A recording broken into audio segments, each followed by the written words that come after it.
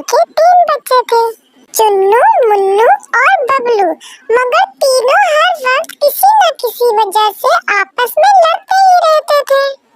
आज भी टोनी के लाए हुए खाने पर जब तीनों आपस में लड़ रहे थे तो टोनी ने उनके अब्बू से उनकी शिकायत का सोचा।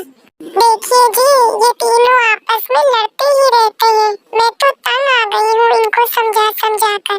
अब आप ही कोई हल बताएं। टोनी चिड़िया की बातें सुनकर चिड़ा सोच में पड़ गया और उसने एक फैसला किया। फिर अगले दिन चुन्नू ने जब अपनी मम्मा से नाश्ता मांगा तो चिड़े ने कहा, चुन्नू, मुन्नू और बबलू, आज तुम तीनों अपना खाना खुद लाओगे। ये सुनकर परेशान हो गए क्योंकि बाहर चील कौवों की खतरनाक वार से वो अपने अम्मी अब्बू की वजह से बच जाते थे। अगर अकेले होते तो क्या करते। चिड़े की बात सुनकर टोनी थोड़ा परेशान हो गई, लेकिन शोहर की बात में कोई हिकमत होगी ये सोचकर वो खामोश हो गई। लेकिन पापा, लेकिन कुछ नहीं बच्चों, चलो शाबाश, जाओ अपने लिए खाना तलाश करो।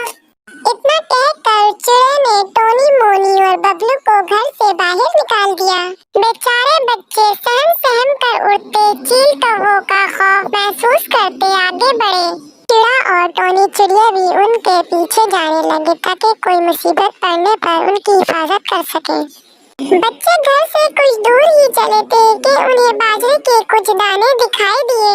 भाइयों, हम खाने तक तो पहुंच चुके हैं, मगर हमें कोई एहतियाती तदबीर इख्तियार करनी चाहिए ताकि चील और कौवों के हमले की सूरत में हम अपनी जानें बचा सकें।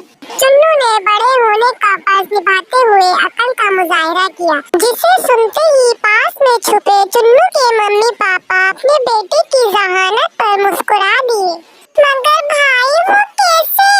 बबलू जो सबसे छोटा था उसने चुन्नू से पूछा। मेरे भाई, वो ऐसे हम तीनों भाइयों में से पहले कोई एक खाना खाएगा, जबकि बाकी 2 पहरा देंगे और हमले की सूरत में वो सामने जो घर नजर आ रहा है ना, हम इसमें छुप जाएंगे। इस घर में दूसरी तरफ भी रास्ता है, हम वहाँ से अपने घर पहुँच जाएंगे। चुन्नू ने भी अपने दिमाग का इस्तेमाल करते हुए उस घर की तरफ इशारा किया। उसने ये जगह अपने पापा के साथ एक बार चील का हमला होने पर देखी थी। ये बेहतरीन आइडिया है। मुन्नू खुश हुआ क्योंकि मुन्नू सबसे छोटा था, लिहाजा वो पहले दाना चुगने लगा और दोनों भाई पहरा देने लगे। फिर बबलू की दाना चुगने की बारी आई तो मुन्नू पहरा देने लगा। यूं सबसे आखिर में चुन्नू ने दाना चुगा और तीनों भाई घर की तरफ रवाना होने लगे। मगर अभी वो कुछ दूर भी नहीं उड़े थे कि उन्हें चील की आहट महसूस हुई। चुन्नू ने चील को देखा तो दोनों भाइयों को दौड़ लगाने की कहा। चुन्नू, मुन्नू और बबलू तेज रफ्तार में उड़ने लगे।